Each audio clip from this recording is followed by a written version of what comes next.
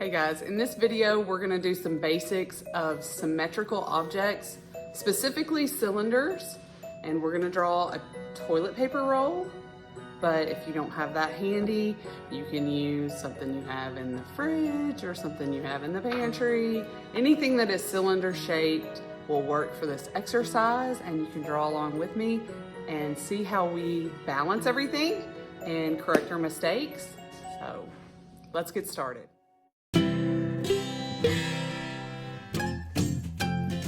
I think this is a pretty good center point if I use this edge, but I'm looking at the gap. If there's a parallel gap between each side, it's hard to tell sometimes, so sometimes you gotta stand up right above it to make sure it's parallel. If it's not, you will have a leaning object and eventually lose points. Give yourself a line right there, a vertical. Sorry about that, guys. Hopefully you made it kind of a cross because we want it to be a little bit closer to the top than the bottom. You see that? So I'm trying to, I don't want to draw my line like that. I want it to be parallel with the edge. So I can't even look at the screen. I have to hover directly above it or I really can't tell. Yes, we could measure from the edge out, but I think that we do a pretty good job just using the parallel system. So now we have a cross ready. And I want you to look at your toilet paper roll. Try to put it on the corner that's furthest from you. All right, I can see my toilet paper roll. And we said if we were hovering right above it, it would look circular. As our perspective changes, the oval also changes, becomes more narrow. Let me make this really obvious.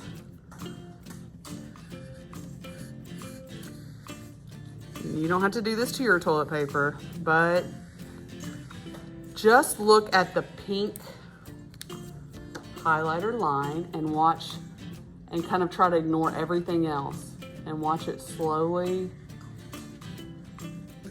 get more and more squished, tighter and tighter and tighter until it, boom, disappears, just a straight line.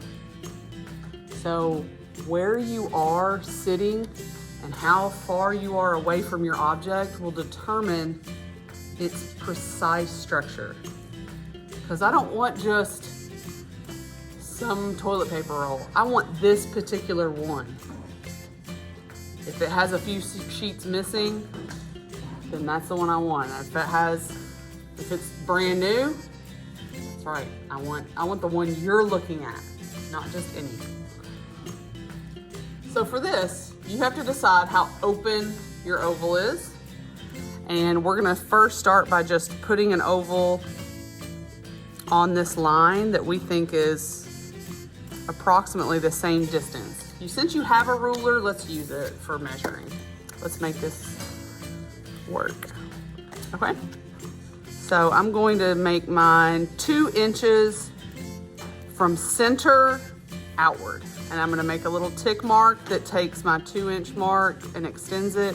If yours is 2.5 inches, 1 inch, that's fine too at this point. It's most important that it's the same. So whatever you decide, make it the same on both sides. We want it symmetrical.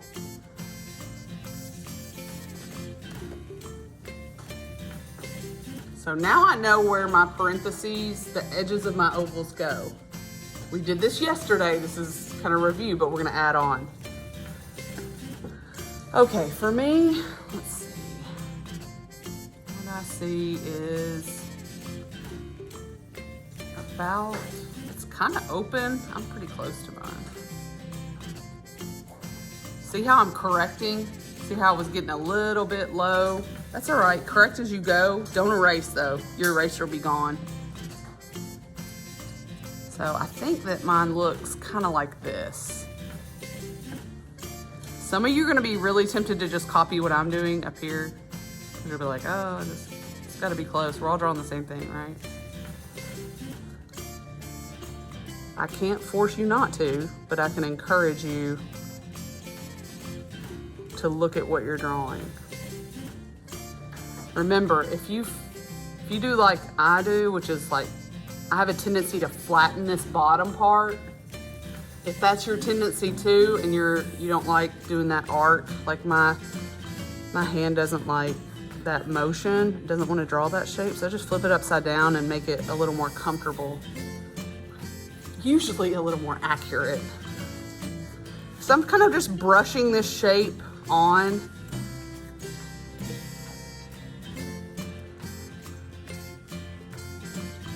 I think that's really close. I try not to use the word perfect because it makes it sound like that's a possibility, and it's really not. But I want to come around and check. If you want to color your pie pieces and check them, you can. So if you use a different color on each one, it just makes it really obvious. You won't do this on your drawing for a grade, but I want to know that, hey, there's no misunderstanding about this being symmetrical. So it should look balanced. I know that you may be tempted to go ahead and like put the little oval in the middle. If you do that, that's okay. I love your ambition and your willingness to try something a little more difficult. You're basically making the same openness of the oval, but it just shrinks in size. If you want to do that. So I'm gonna match the parentheses if I do that, and I'm gonna come in a little closer. That's not mandatory. That's just if you wanna test it out. Now we're gonna draw the rest of the toilet paper roll. I observed that my toilet paper roll has vertical sides on it, right? It is vertical. If I put my ruler up to it, if I even lay it on my paper, really literally, I know that that is a vertical edge.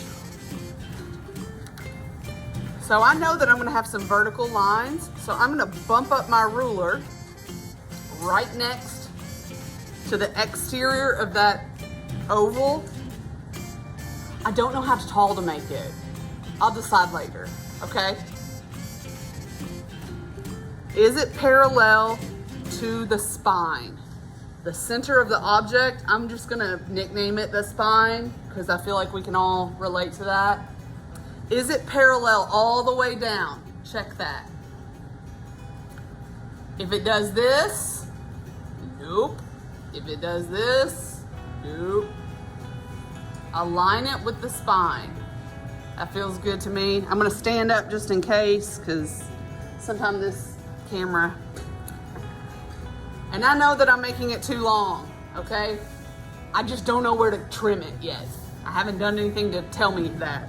Do the other side, please.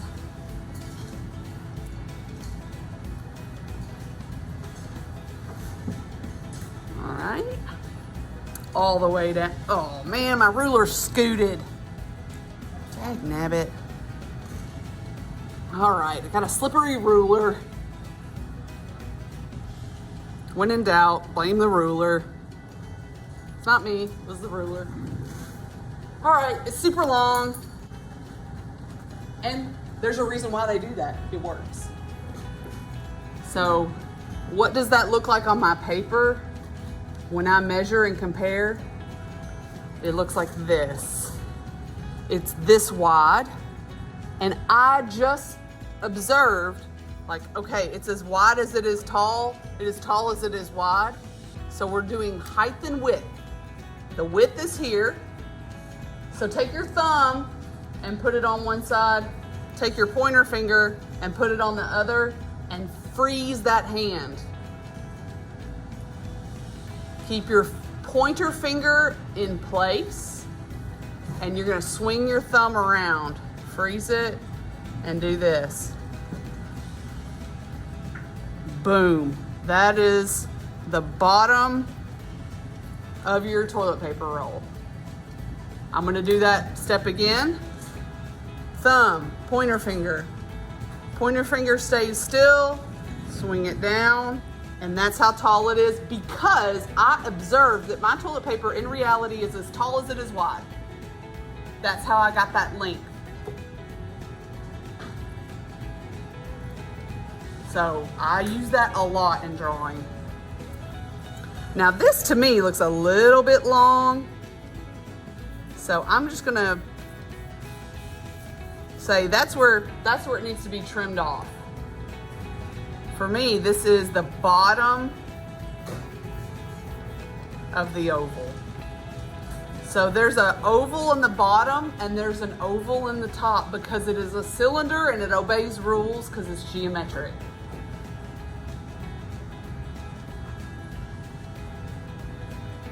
So now I'm going to basically copy the bottom section of my top oval, which leads us to the next step. You see what I just did? The bottom portion of this oval, and I put a line here. So that's what it has to look like. You see this negative space here?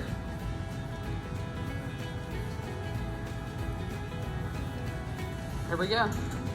Okay, thank you guys for watching. Have a blessed day and night.